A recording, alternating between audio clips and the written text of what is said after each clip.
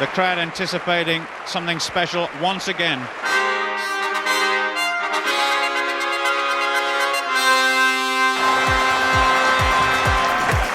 Oh, it's a tough act to follow, but he's done it again.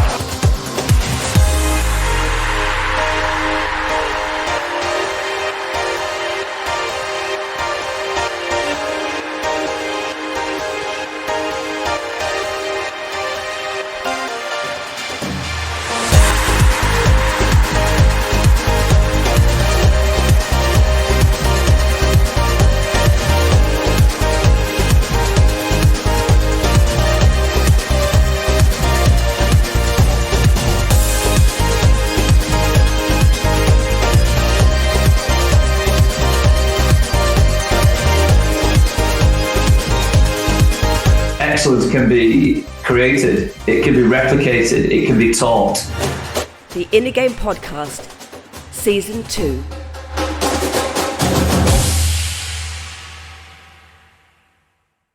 Boom! So, welcome onto the Inner Game Podcast. We have Ciara Torrance. Coming onto the show today is a Scottish women's doubles badminton player who is currently ranked 41 in the world in women's doubles.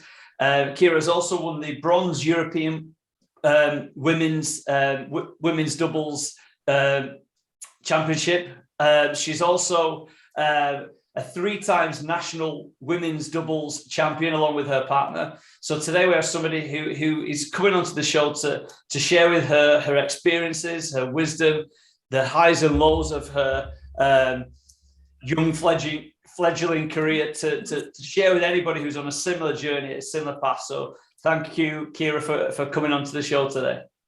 Thanks for having me. Very happy to be here. Awesome. So how did I love badminton, by the way. I'm a racket sports player, or certainly was, not as much as I used to be, but racket sports, tennis, badminton especially, and a bit of squash thrown in there as well, has always been a sport that I really enjoyed. Initially, I played a lot of tennis, and then I kind of transitioned into badminton.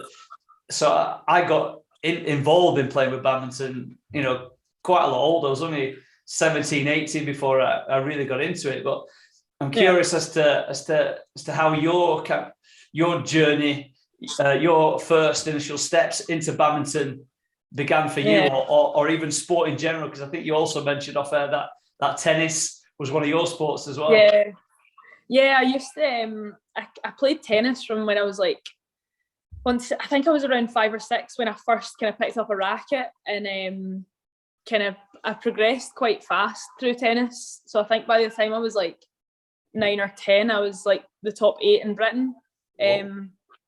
So Judy Murray was my coach and everything. Really? At one point, and I was kind of excelling at a young age at that. But I started playing badminton when I was about 12, because I kind of just fell out of love with tennis. Really, I just found there was kind of a lot of pressure, and I just wasn't kind of enjoying it really. And then my whole family plays badminton anyway. So my brother was an he kind of trained, he went down to Milton Keynes to train with the GB squad and stuff. And my mum and dad played when they were young and still play a bit now. So it's always been a part of my life. But I never thought, I remember I used to say to my brother, I would never quit tennis and play badminton. Tennis is so much better. And then when I got to about 12, I was like, I think I want to start playing badminton. So I think he was a bit smug about that. But yeah, that's kind of where I got the kind of inspiration from, was probably my family and stuff. So how did that progression go then? If you could walk us through how you went from, you've transitioned into badminton from a 12-year-old up to where you are kind of 10 years or so later. How did that progress for you with playing it, Scotland? Then did it, go more Great Britain and beyond? What did that look like? Yeah, it's been it's been a very, like most athletes, I think it's always quite an up and down journey anyway. But I think for me especially, I had I think I was quite strong already from tennis, and obviously had hand-eye coordination, all that. So I was picked it up quite fast, and I was quite strong, but kind of didn't have like the natural ability and movement and stuff there. So I got a chance at being in like the junior national squad when I was like 13, I think, and I was in that for a while. But then a coach I worked with didn't really take a liking to me, and I still to this day I'm not really sure what the deal was with that. But I ended up failing a bleep test. So we all got set targets, and I was one run away from getting my target, and I got chucked out the squad. Like she actually emailed my mum telling her that I was like too big to play badminton, and like I was never going to be an Olympian. Whoa. And everything. So I was like, for a 13-year-old to hear that it was quite tough to hear.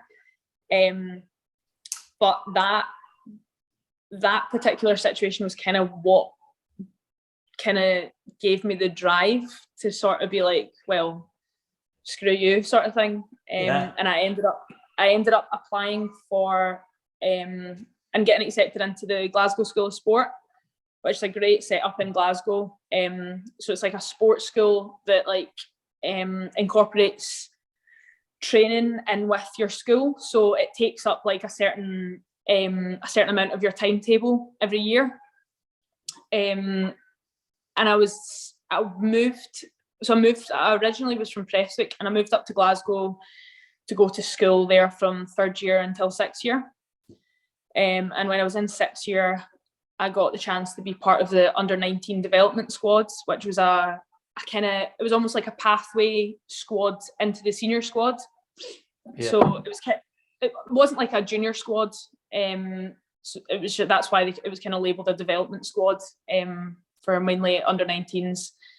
And then I think it was four years ago, I got offered a place with the senior national squad, and a funded place with the Institute of Sport. So that's where I am today. Yeah.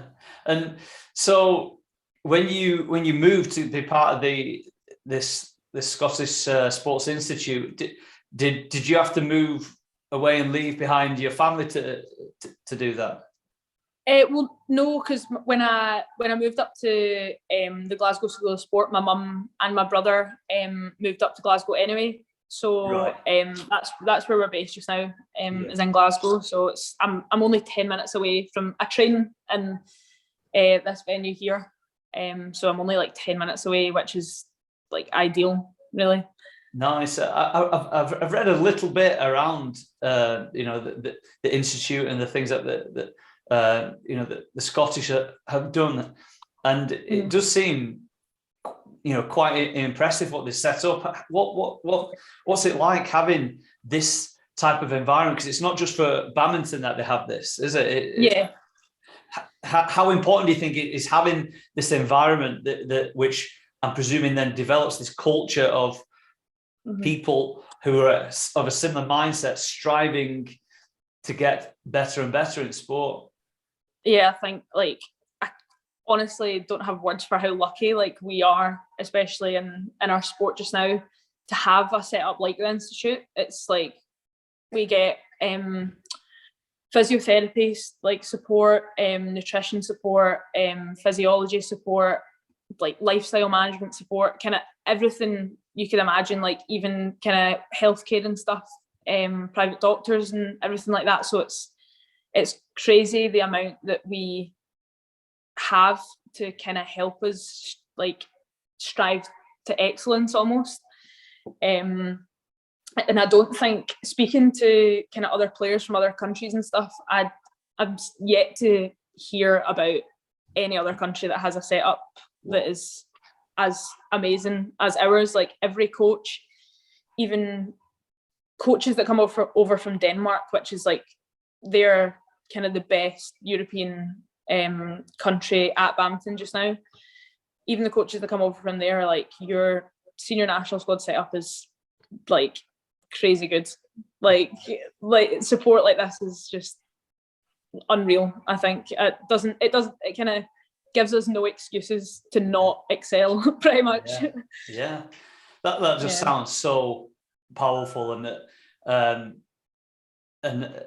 one of the things that has come up time and time again in these podcasts I've done is how important environment is, and in some of the earlier research that I was doing with certainly junior elite athletes, one of the things that I was finding that is that without that environment, and sometimes that environment can be, the parental environment or the coaching environment, and often young people have this ability, got this ability, but then they're not able to do what is necessary to then take it to the next level as an adult.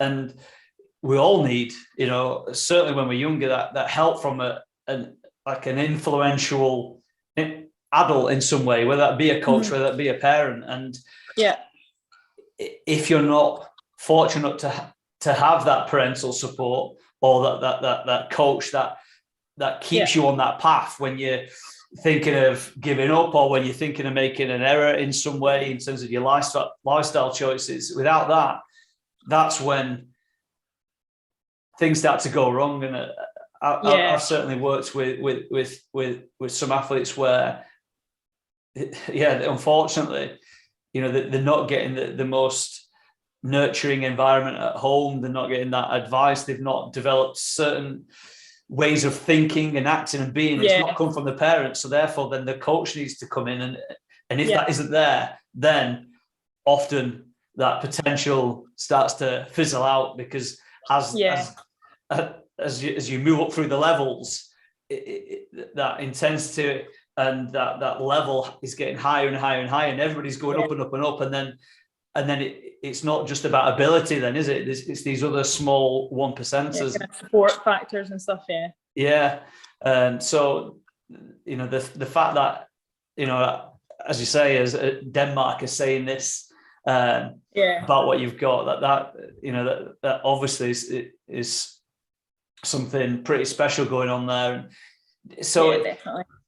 What have you had any experience then of like the GB setup or anything? Is there a GB? Obviously, there's Badminton England, and then there's obviously what you've got. Is obviously when it comes to Olympic sport and things like that, it then becomes there is I think leading up to the next Olympics, there's a kind of GB setup thing going on. I'm not actually 100% sure about the kind of ins and outs of it, but there's like a group of kind of like 8 or 9 of us in the squad that go down and train in Milton Keynes, which is sort of like the GB hub.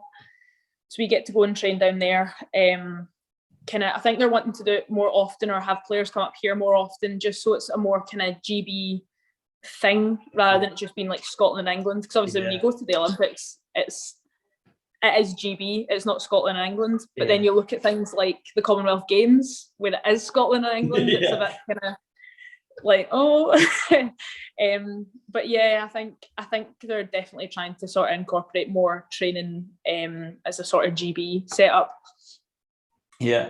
So what was one of the most difficult, or some of the most difficult transitions that you had to make from tennis to badminton? Because there obviously are some fundamental similarities, but the game is different, isn't it?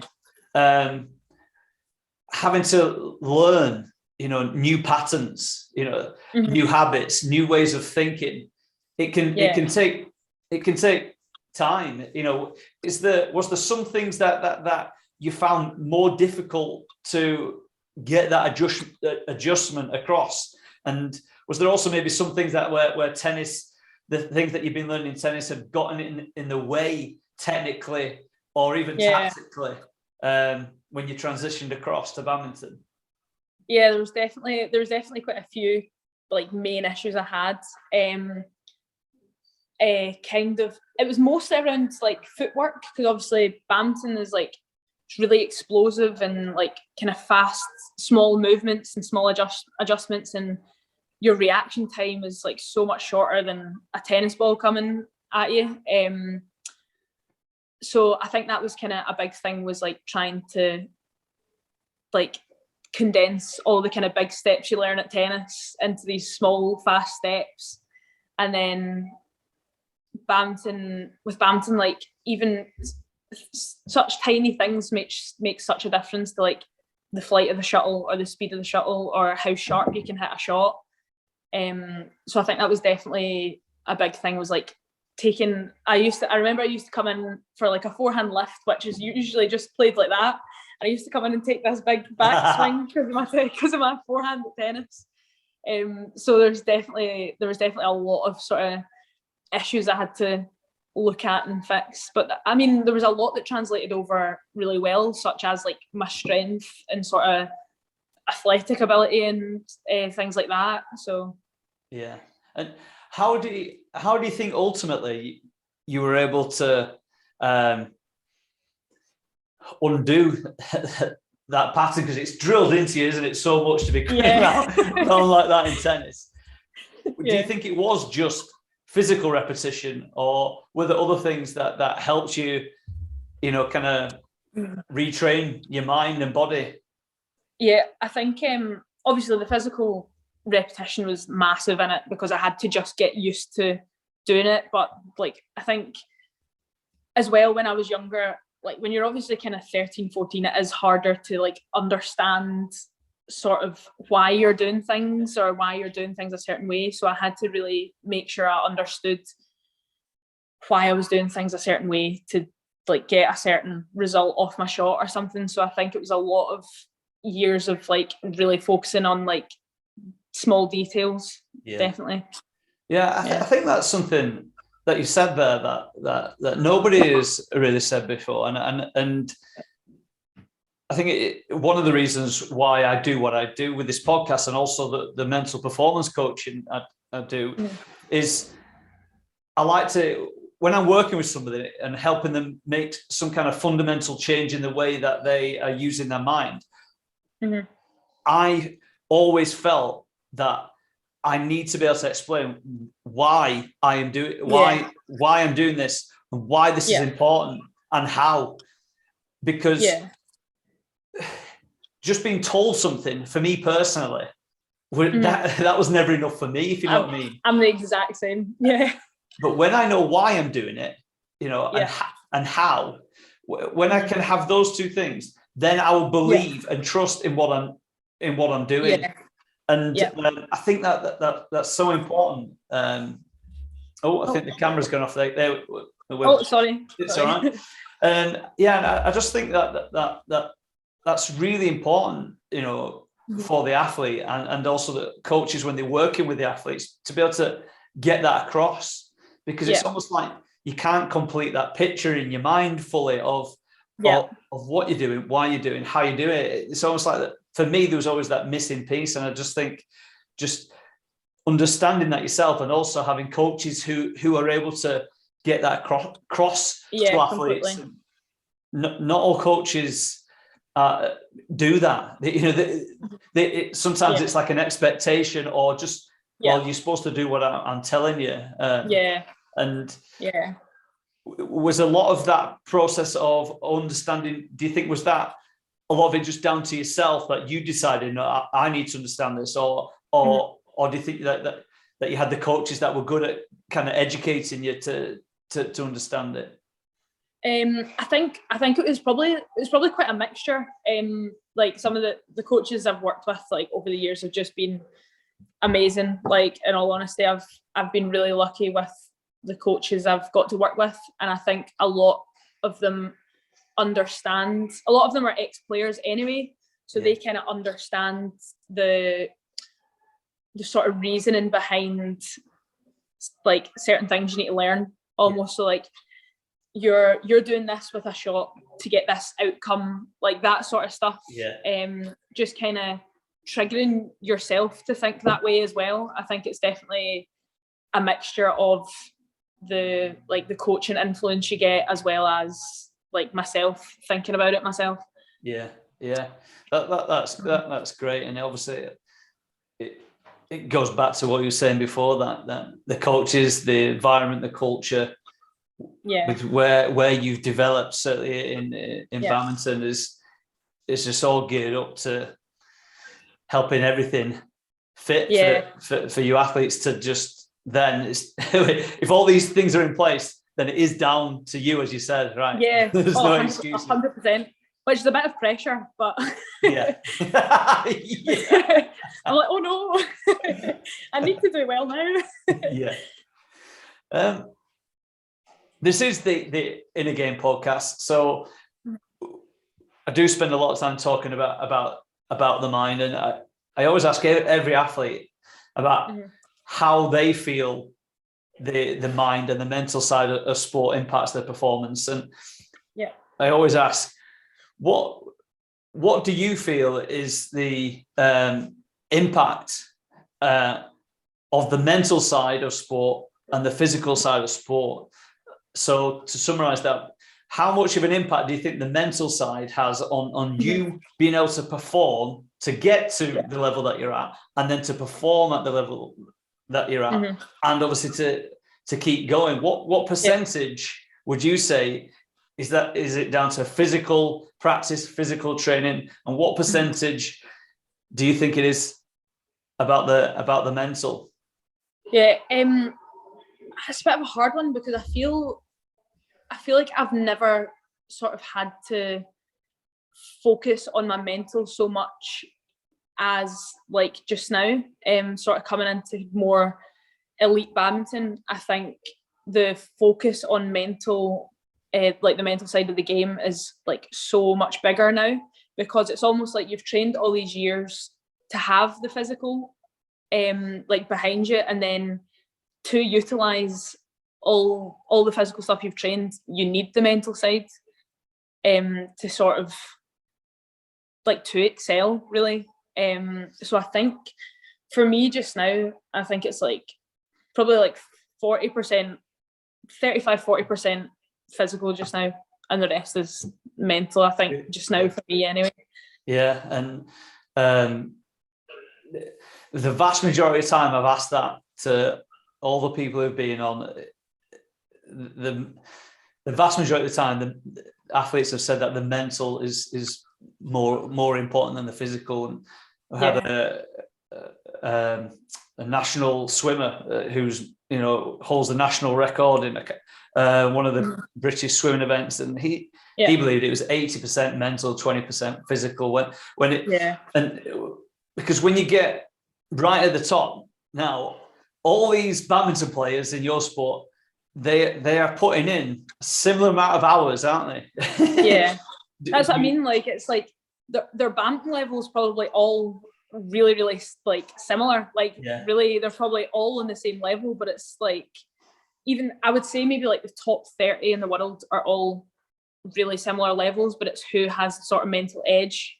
I would say, is definitely, that makes all the difference. Yeah, and I think it's quite clear to see in badminton, because it is a sport of such fine margins, isn't it? Oh yeah, like, which is annoying. I remember a drill that we used to do when I was at uni. It was where we had this shuttlecock on the top of the net, and we're there doing these like drives, just trying to put, trying to hit that, and you folks can actually hit the bloody thing. I couldn't, but you're training to that level to be able to hit that white tape at times, just to get it to flick over, or when you make it a smash that is like missing by millimeters, and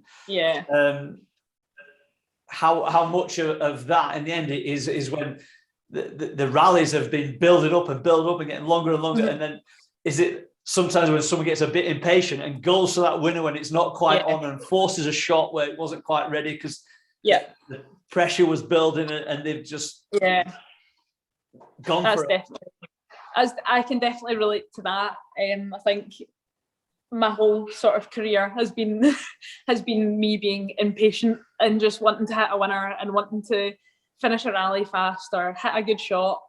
And I think like in the past sort of year or so, I've really had to sort of dig deep to not do that as much as possible. Like I'm quite a risk taker on court, so that's where I've had to really focus on just being like, no, do the groundwork until you get the chance to do something, rather than just like making a rash decision out of a stupid situation. I think it's just like, again, that's where just the mental side more than anything. It's almost like an urge. And you know, trying to then resist that feeling to just the temptation let one rip. To do it. Oh, honestly. For me, I don't really play that much badminton anymore. But when I do play, for me, more often it's down to fitness that I have to start trying to go for a winner, because I can't hang in a rally for long enough. And when I watch me too. you guys playing at that level, I just not everybody really understands unless they've played to half decent, decent, just how tiring, how explosive. Yeah. What you do. I think that's like, I feel like every badminton player has, or every British badminton player anyway, has a shared experience of getting in a taxi with somebody and the taxi driver goes, what do you do for a living? And you need to tell them you're a professional badminton player. And then they tell you that they were national champ. And you're like, no, you weren't. Like, no, you weren't. I've never heard of you before. I don't know. Or they're like, yeah, I was the Scottish schools champ or something. And I'm like, no, you weren't. But I think it's maybe just because they've played kind of badminton at school, but they don't really, like, people don't see badminton as like the elite sport that it is, I don't think, which is like, it's tough for us because of the amount of hours we put in.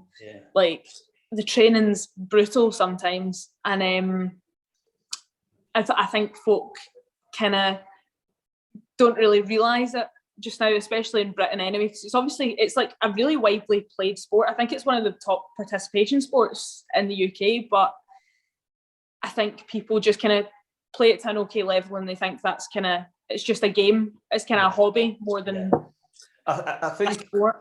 I agree. I think a lot of it comes down to the fact that, like with tennis, for example, you simply can't play the game if your skill level isn't quite high. You can't get it over the net. People can't. But with badminton, you can be pretty poor and still just get it over. You just tap. So they can play it to some kind of very, very, very, very basic level that you can't play to at tennis, and therefore they then think that they can actually play it. Yeah, I know. So I certainly see it, because I also work in schools as well. You see, and I often see it with the children.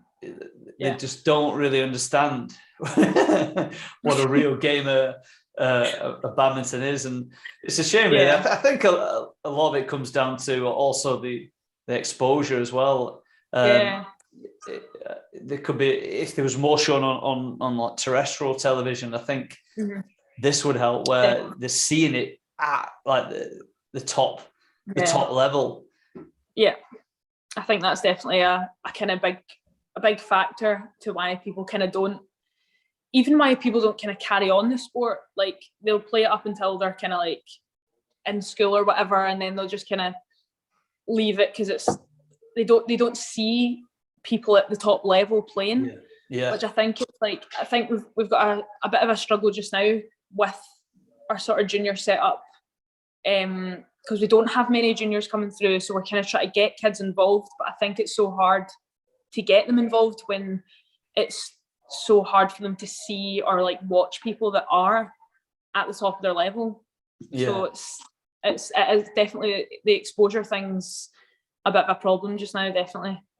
I think the other thing with badminton, certainly in England, that I've seen, is that it's also like the pathway of it all. The pathway of just, how does 12-year-old girl or boy transition from getting involved into school, going to clubs, for it to just keep building up to the levels.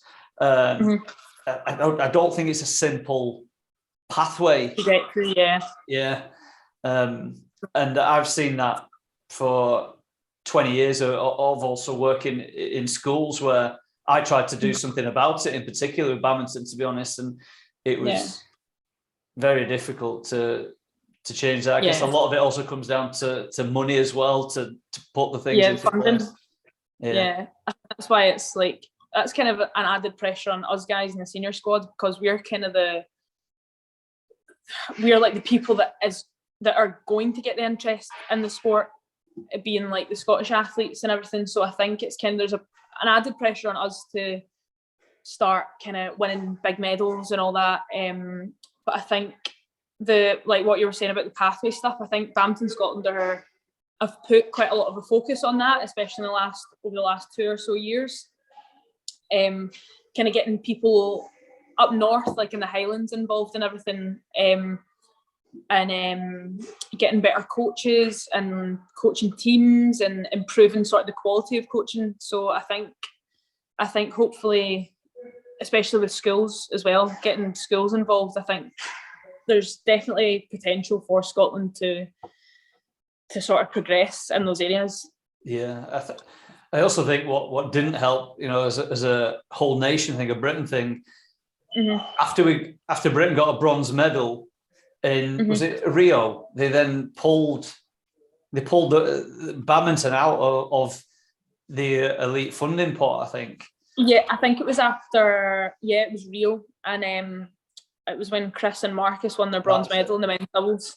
Yeah. And the GB funding got like cut completely, and it was just, there was a whole big sort of kind of uproar about it, because they were like, why? There was no reason for them to do that at all. But I think there's GB funding being brought back this year, so hopefully it's kind of on the up again. Yeah. Can you remember one of your best performances, Ciara? Is there one or two, or some? Is the one in particular that really stands out for you, where everything came together for you, where you were just flowing, and as a result of that, your performance kind of blossomed with that? Can you remember a game, a match, or a tournament like this? I think actually this year, in March, me and my partner Julie were playing. We had a sort of the whole of March, we had like 4 tournaments back to back, and we'd had like a good kind of 2-3 months of like good kind of training prep and everything. So we went in feeling pretty good, and we got the draw through, and we seen that we had, I want to say in that tournament, they were kind of like 4th or 5th seeds maybe, and they're now a top 10 pair in the world, but at the time I think they were 15 in the world. So me and Julie were obviously like, it's going to be tough, but like we might as well just go, like, see how it goes, play our game, because we had nothing to lose really. Kind of, we were the underdogs and all that, and we went on, and just like everything just worked. Like everything we'd been working on and focusing on just came together in that game. And because we were so kind of free on court and not feeling any pressure, the other girls kind of started to oh, sorry, my camera's just went off again. I think the other girls definitely started feeling the pressure a bit more than us, and we just kind of, I don't know, that energy just kind of fed into the way we were playing, and it was just unreal. Yeah. And kind of after we won the match, and I think we won like 21-17, 21-14, so it was obviously like, it wasn't that close or anything. And like, I remember Julie and I were just, after the match, we went over to get our bags together and stuff, and I was just like, we've just beaten them. Like, where, like, what just happened, sort of thing. So it was like, I think that was really, really motivational for me, just having that sort of like, yes, like the training we've been doing is working, and like everything's coming together. And yeah, I think that was just definitely a highlight of my career, especially in the recent years anyway. Can you also explain a little more, like how it felt out on the court like that, and how were you able to play your shots differently? What did it actually look like and feel like when you were performing in what really sounds like it in a state of flow? Yeah, I think it was just like a completely sort of free feeling, almost like, because we weren't under pressure, I feel like we could just kind of take risks that we would maybe usually be a bit anxious to take, or just a sort of idea of knowing that they were under more pressure kind of just allowed us to be a lot freer on court and a lot more confident on court than I think we have been in the past. Yeah, and that's a lot of the work that I do with athletes is actually trying to get, first of all, is to get them to understand what happens when somebody starts to perform under pressure.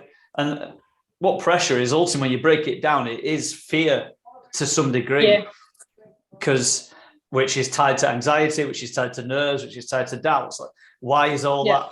Why are all those feelings, labels of those feelings there? And it's, ultimately down to, fear of failure, fear of not being good enough in some way, fear of being rejected in some way. And by rejected, I mean, if I don't play well here, I might not make the next team. I might lose my funding.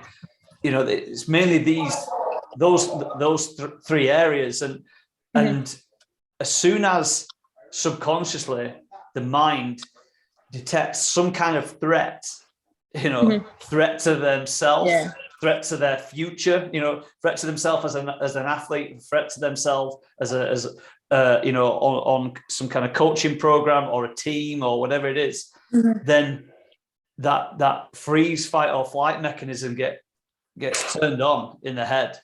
And when that happens, the over analytical mind triggers in, and then athletes start thinking differently. They start asking different questions inside their mind. Well, what if this? What if that? And as a result of that, it's been proven time and time again that when the freeze, fight or flight mechanism comes on, literally the line of focus and vision, it goes from being from a wide perspective to very convergent and very focused. And as a result of that, what you're focusing on whilst you're playing becomes more narrow, and you're narrow-minded in your thinking, and that then puts athletes into a negative state. And as soon as somebody gets into a negative state, because the state then drives the behavior, and that decides the choices that you're making about, for in your case, what types of shots you're going to play, how you start to play tactically, and when you compare, or when any athlete compares themselves at their best versus not their best, they're in a defensive mindset in some way. And as a result of that, their tactical, as I said, game plan becomes more defensive. They take less risks. They try to play safe, because they get caught in this paradox of thinking that playing safe is what's going to what's going to get them success, and it never will it? Like you said there, when you was playing in that game, you was playing with freedom, and you was taking more risks. Because you wasn't fearing the consequence of missing the shot. Yeah, exactly. I think that's so true. Kind of a big thing for me is I'm really like self-critical, and I doubt myself a lot. But I think in that game, I just kind of almost forgot about all that, and I was like, I think I don't know if this is a bit of a pessimistic view, but it kind of helps me to just think like nothing really matters. And I know how sort of like, I don't know, it's a bit kind of morbid to think about, like thinking that terms, but I was like, if I go on and lose this match, what, like, nobody's dying, like nothing serious is gonna happen. Like it is a game of badminton. That's all it is. It's one game, and it doesn't define me. It doesn't define my career. It doesn't define how good or bad I am. So you can kind of take that match and build from it, or you can just like kind of let it eat at you or whatever. Yeah, I think that's a healthier way of being. And one of the biggest problems that athletes have is, you mentioned it there about how a game, a sport, whatever sport it is, not defining them, and that's one of the most difficult things that athletes face, because they've all 99% of the time they've been playing their sport, whatever it is, from often under the age of 10. Yeah. So they don't know anything different than that sport. They become self-identified as that. I am a badminton player. I am a swimmer. I am a netballer. I am. And as soon as that's how people start identifying themselves, then when things go wrong, often they're not able to separate the person themselves as a sports person and the person themselves outside of that. The identity becomes kind of merged together, and any person, any athlete is always more than the sports person that they 100%. Are, and having a healthy understanding and respect for who you are as a person really helps the athlete, because if all they are is the athlete, that builds an incredible amount of pressure that stacks up over time. So kind of your self-worth, like kind of relying on that. Exactly. And if one person's self-worth is tied to winning a tournament, winning a match, or winning this point, or winning this rally, whatever it is, that is not healthy. There's a whole lot riding on that. And so I really agree with you there, Ciara, that turning that off will only help, because the only time that it doesn't help is then if in some way the motivation goes, and that won't be, when you're at your level, the motivation to perform well, to train well, to be the best version that you're possibly trying to be, that's there. So unplugging that opens the door to freedom. I really believe that. Definitely. I completely agree with you there. Also, my low battery thing just came on, so if I can run through and get my charger. Should we do it now? Is that all right? Yeah. Is that all right? Yeah, it's fine. Yeah. I'll just pause it. So how do you prepare in the build up, either like the day before or on the day to go in competing, Ciara? Do you have like a routine in some way? What does it look like for you, certainly on the day of a competition? I think kind of the days leading up to competition, obviously we do training at tournaments anyway, so we kind of don't really take it easy at tournaments either. We'll do like proper sessions and everything, and I think mentally I kind of sometimes I just need to kind of separate myself from people, even if it's just for like kind of half an hour at a time, just to sort of think about what I'm gonna do, like leading up to my game. And if I'm on kind of the bus on the way to my match or whatever, I'll just like stick my headphones in and just sort of visualize the way I want to play, and sort of visualize like matches I've played in, such as the one I talked about earlier, where I just felt really confident, really free, sort of try and visualize that and the way it felt, to hopefully kind of translate that onto the game I'm going to play. And then obviously when I get to the hall, I just kind of do my usual stretching, physical warm-up, have a kind of hit and stuff. But I don't really find myself thinking about the match too much when I'm doing that. I just kind of want to just get prepared. And yeah, I think that's kind of it, really. Yeah. Well, it certainly seems that you're in your own way trying to incorporate some mental preparation with what you're doing. And I found it reassuring to hear you talk about how you're not just thinking about how you want to play, you're also trying to draw on the resources of your memories of the past as well. And one of the things that I really like to emphasize with athletes and anybody watching and listening to this is just actually how powerful that is. There is a specific structure to and technique to visualizing. You can literally just visualizing what you want to do. Obviously, it will help to a degree, but when you add in all the specific ingredients and understanding how the mind constructs those images and movies of the past and the movies of your future, when athletes understand how to do it exactly, it can become so powerful and being able to take on different perspectives. If you go back to visualizing and remembering a performance from the past, you can look at that in one of three positions. You can look at it and remember it through your own eyes, exactly being immersed physiologically within that. But you can also look at it from a third person view, looking at yourself, so you can see yourself, how you perform. But also then you can train your mind to take it on which is really powerful. And I would really recommend you doing this, is actually imagining yourself performing, but looking at yourself through your opponent's eyes. So one of the things that I do is get athletes to take on those three different positions, through the self, through nobody, as if like a fly on the wall watching the whole thing, or through the opponent, and also sometimes your coach.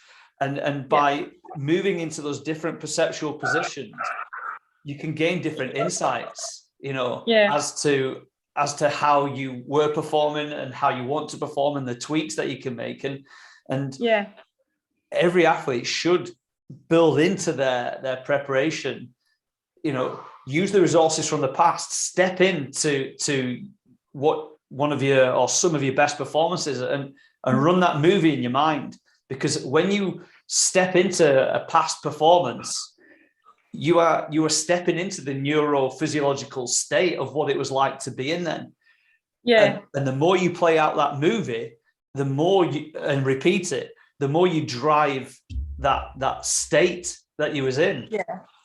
And then if from that, then you've got your neurophysiological state into that level.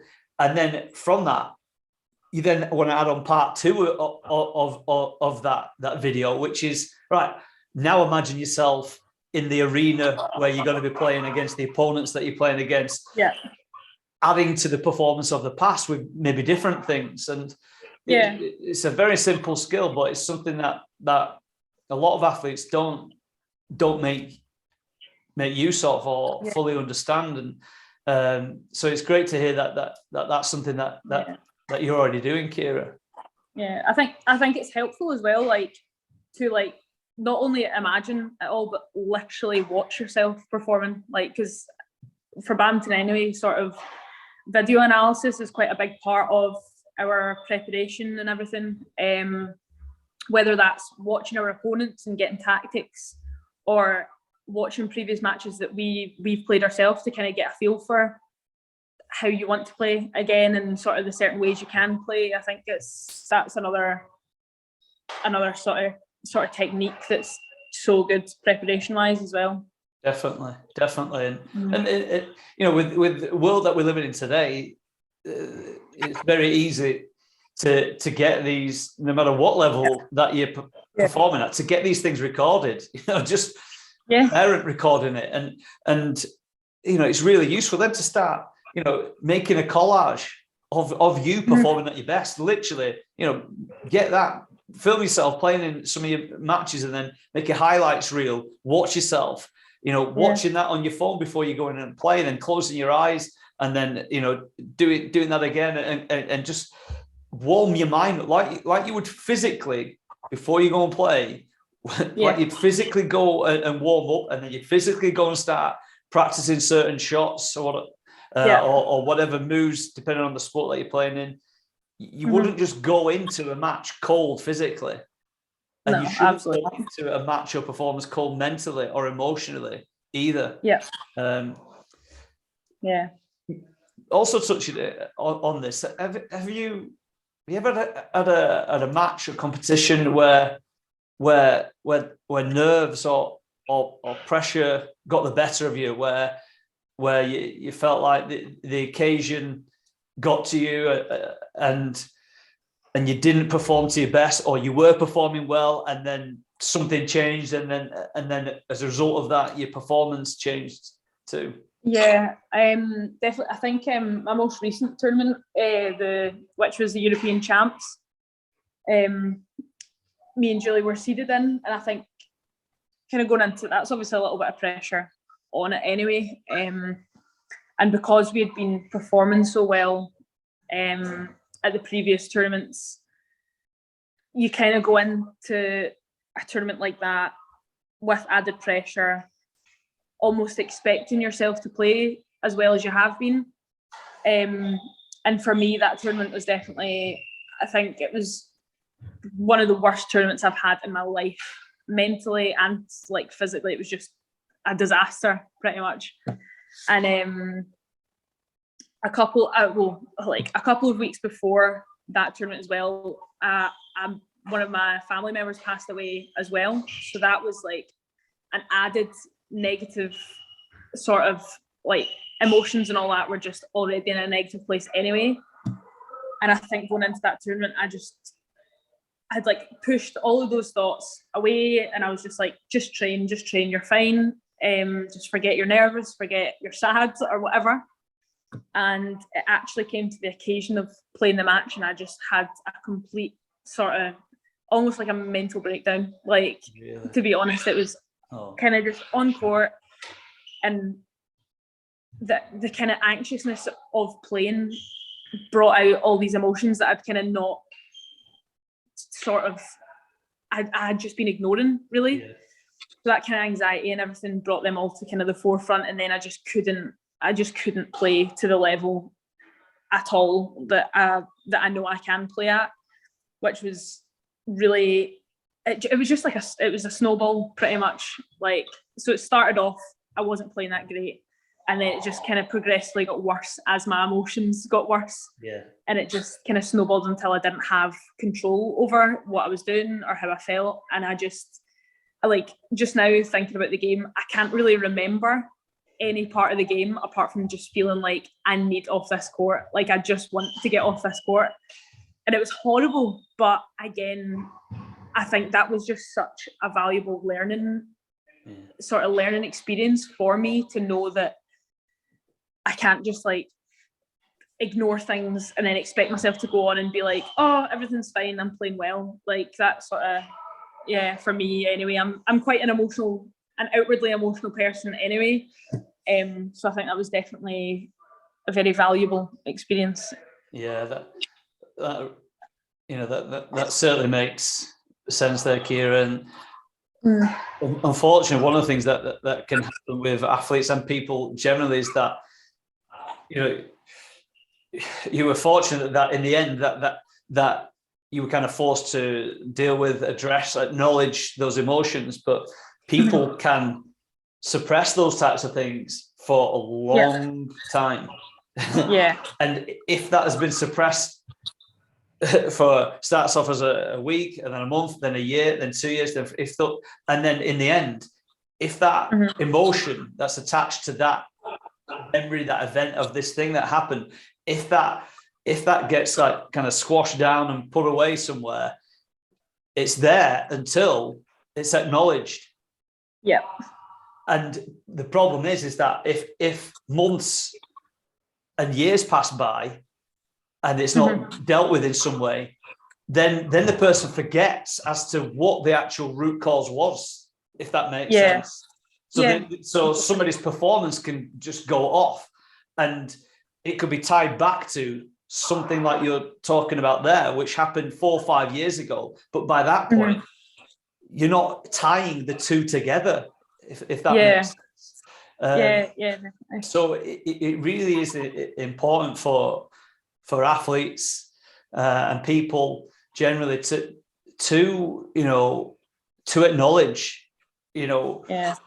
the events, whatever that may, whether it is the event of a performance related issue or whether it's a personal thing or it's a family thing, locking that away. Yeah. Your mind is not going to let you do it, because one of the main, it's not necessarily the number one, but one of the main functions of the mind is to protect you, and it will not allow you to protect you by locking something away. It's going to keep knocking on the door to say you need to pay attention to it so you can learn from it for the future. It has to, because if you don't acknowledge the some learning from the event, say, let's take it completely out of context. Say somebody, young kid puts their hand in the fire and they don't take any meaning from that. They will then put the hand in the fire again, and then put the hand in the fire again. But the mind will never stop trying to alert that kid, that person, to stop doing it. You have to acknowledge the event, acknowledge the memory and emotion. And one of the things that I say is feel the feeling until it goes away, rather than I'm the exact same. Trying to be macho about it and hide from it. It's going to try and, like farts, they're going to find their way out. And they absolutely are. I think that's kind of like, I'm, like I said, I'm very outwardly emotional anyway, and I think so. On that block of 4 tournaments I was talking about earlier, I'd come home on the Saturday of my last tournament and I'd found out that family member had passed away, and then I had 2 weeks until Europeans, and I was just like, that's just not going to get dealt with just now. I've got Europeans. That was kind of that was how I was deciding to sort of approach it. And now I just realised how wrong that was. Like, I should have allowed myself to feel the grief and feel sad and all of those sort of emotions and actually address them. But I think I just, for some reason, I just was like, nope, that's not getting dealt with just now. And then as soon as I went into a sort of anxiety-inducing situation, it just, like you said, it just escaped. It was not still back there. It was just at the forefront of my mind. I think I can understand why. Correct me if I'm wrong here. I can understand why you would have approached it like you did, and how other people would do it, because when you are preparing for something, and you will, that was like a major competition for you, wasn't it? So you will have been building up to that for some time, and however many weeks or months that you've been doing that, you're kind of putting yourself into this state, into this pattern of training day in, day out to build up to this one event, and you're trying to get yourself into this consistent pattern of thinking, of training, of being, focusing on that. And it's almost like you don't want to dare step outside of that. If that takes you out of the state that you thought you needed to be in for that. So that I can certainly see like the logic in thinking, no, I don't want it to knock me out of the, I've prepared, I've got myself into this space that I needed to be in before that event. And this is where I want to be. And I don't want anything to knock me out of that. And then but as you say, you've learned something really valuable there, where next time, something like that, it just, I'll know how to deal with it better. I mean, obviously, I think things like that, it's nobody ever really knows how to deal with it in a right way. No. But I think it's again, like I said, it was just a learning experience to feel my feelings, and that was pretty much what I took from it. So, well, that's great that you've been able to do that, Ciara. What keeps you motivated? How do you keep staying on track to day in, day out, keep training to make all the choices, whether you want to call them sacrifices or not?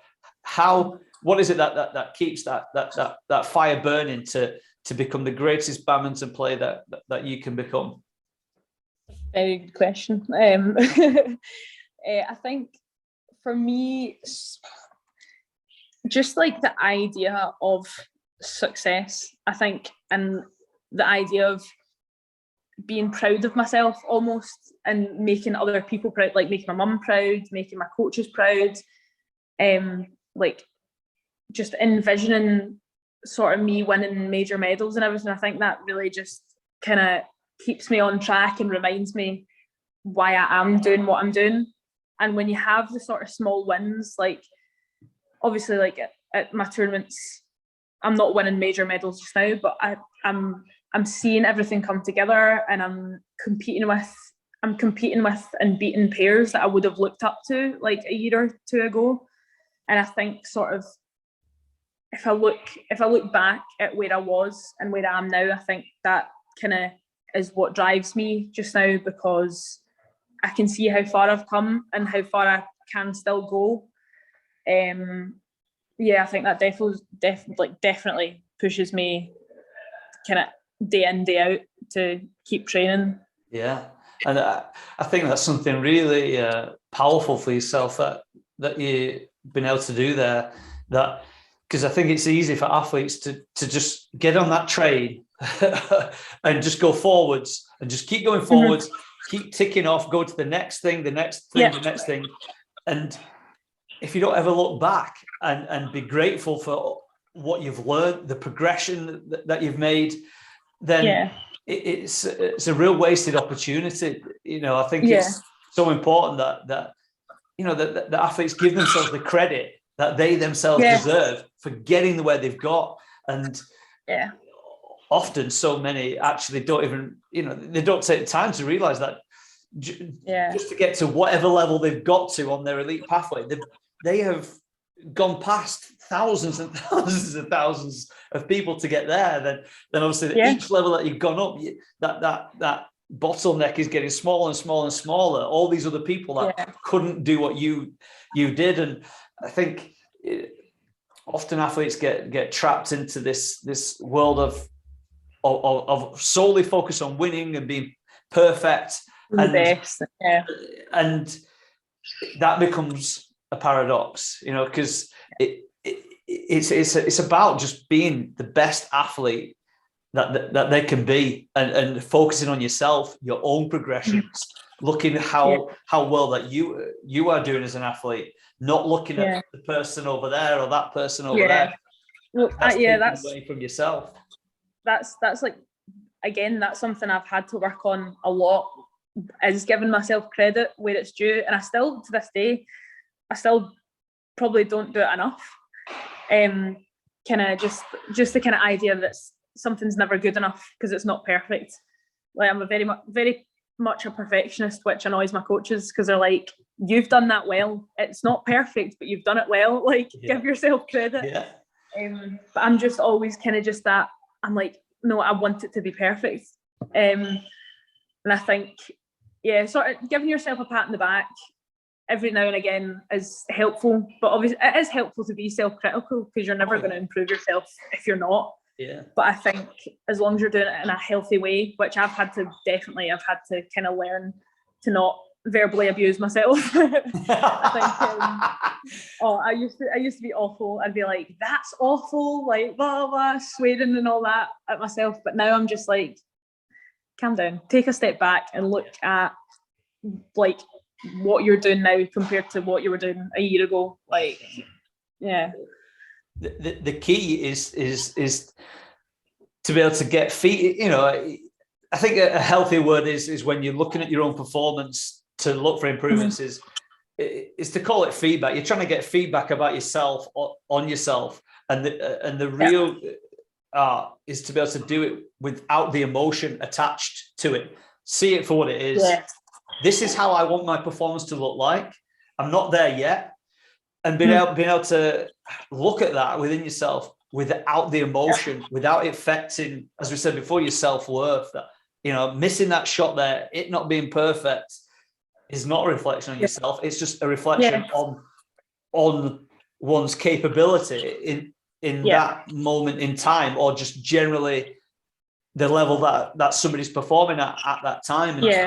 And, again, that's something that athletes can struggle with, and because ultimately sport, the aim of the game is to win, isn't it? And I know we can get lost within that, thinking that is the only measure of success, when there's all these other things along the way, aren't there? I know, because you want to win everything, and it would be lovely to win everything and just be the best ever. But then I feel like that wouldn't be much fun. It wouldn't. It's like, there's so many examples of these millionaire musicians, actors, actresses who've got it all. They've got the awards, they've got the money, they've got the fame, and they sadly kill themselves. Why? Because they've got nothing to strive for. Because they got it all, and they weren't grateful for what they got once they got it. And we all learn far more from not getting what we want rather than getting it all the time. It makes it more sweeter when it comes. Definitely. We've got two questions. Okay, two last questions for you, Ciara.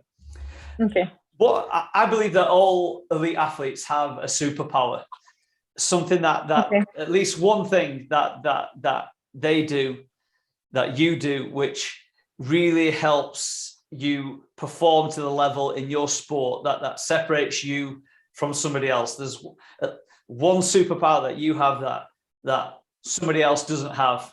What do you think it is for you? And this could be a technical thing, like a particular shot that you are able to do that is done really well. It could be a tactical side to how you play the sport, or it could be a mentality or a trait or personality. What do you think it could be for you?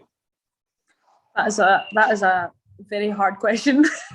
You've got to give yourself the credit here, Ciara. I know this is why you're struggling. I was just about to say, but I'm not the best at anything I do, which is like, again, sounds awful, but I'm just like, I'm really not sure, like genuinely not sure, but like I would say probably the thing that kind of is my strongest suit. So like my superpower would be that I'm stubborn. Like genuinely that I am stubborn, and I won't stop like doing something until I get it like spot on.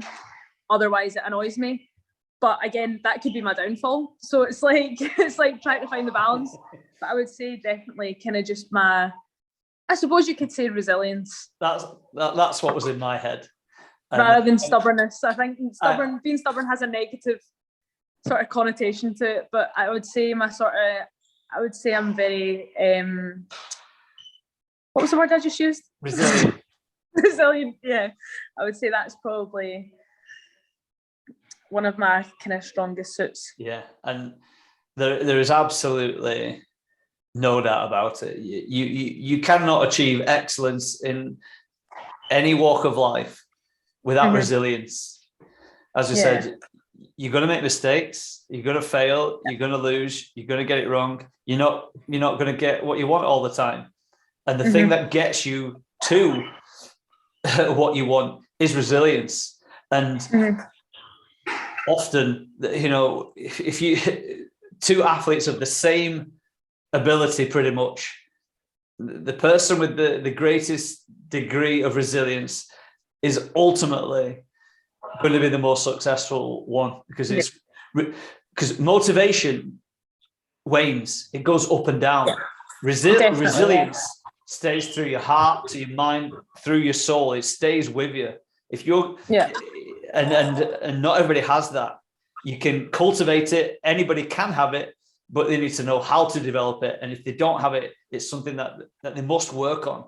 the resilience to keep on going when people don't even believe that you're going to do it, when coaches don't believe in it, when friends don't think it. You have to believe in yourself. So there's arguably not a skill, a superpower that is more important than it, because you're going to be tested, and when you're tested, that's when you need that fire of resilience to start burning brighter than ever, isn't it? Yeah, 100%. 100% agree. I agree with that. Yeah. My last question for you, Ciara. What's your definition or meaning of sporting excellence or excellence? In what way? Like what is achieving sporting excellence to you? I think obviously the kind of normal answer would be like winning all the medals and winning everything. But I think just knowing that you have given your all, like whether that be during a session or like just doing like a circuit or anything like that, knowing that you have went and you've given it the best that you could that day.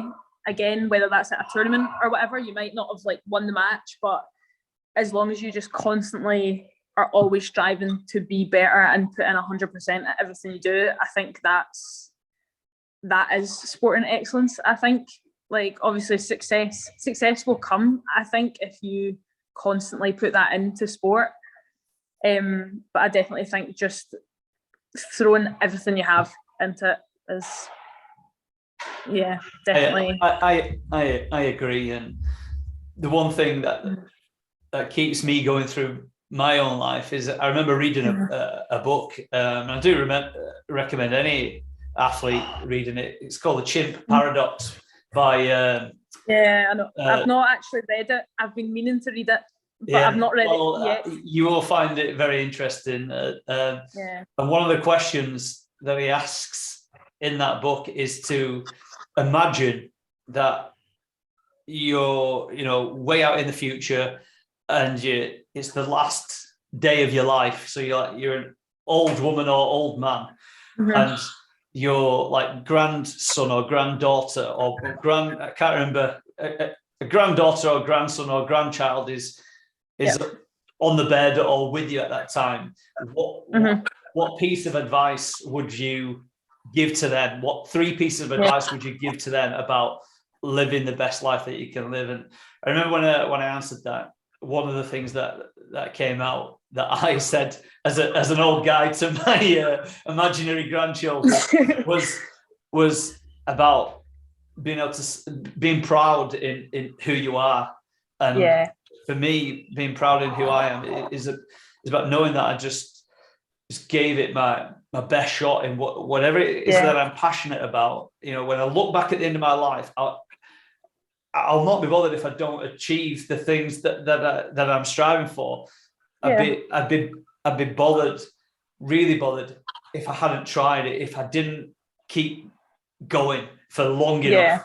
I definitely relate to that. Like I think, like obviously only one person at a time can be the best that has ever been, and if it's not you, like if I'm not going to be the best women's doubles player that's ever lived, that's fine, as long as I know that I have literally put everything into being the best, and I might not get there, and that's like, I'm at this stage, I'm completely at peace with that. And I think that's kind of just what you were saying, like knowing that you've just given it everything you do in life, really, not just sport. I think it's just a massively important thing. It is. It truly is. We only get one. We only get one shot of this, and I know. Yeah. I want to enjoy that journey, however long it lasts.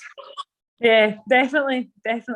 So I think this is a great time to finish the interview, Ciara, and I just want to say how much I've enjoyed just talking to you, to be honest. Thanks so much. I've enjoyed it as well. I love having conversations like this around sport and just like life in general. It's just interesting to me.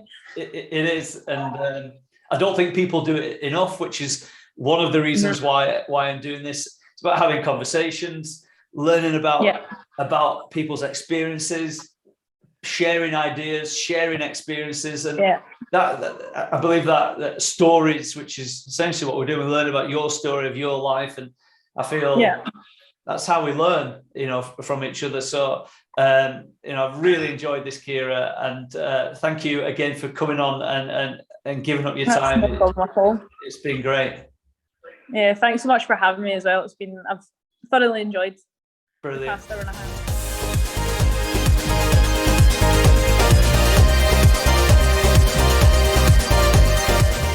The Inner Game Podcast. Brought to you by the Science of Excellence.